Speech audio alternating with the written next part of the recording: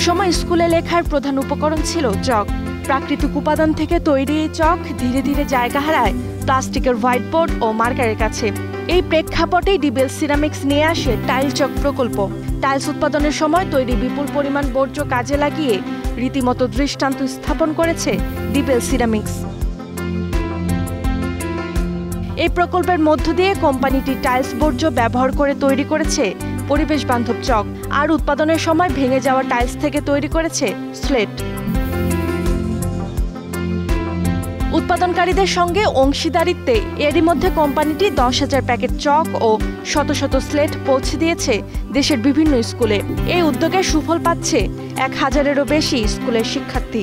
ভবিষ্যতে এই সংখ্যা দেশব্যাপী বাড়াতে বদ্ধপরিকর প্রতিষ্ঠানটি।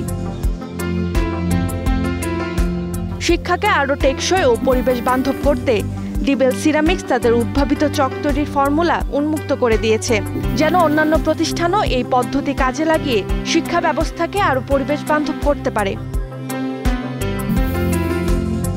শিল্পের টেকসই ভবিষ্যৎ ও পরিবেশ বান্ধব শিক্ষার প্রসারে এই উদ্যোগ এরই মধ্যে বিভিন্ন মহলে কুড়িয়েছে ব্যাপক প্রশংসা। Roksana Rimi, star news.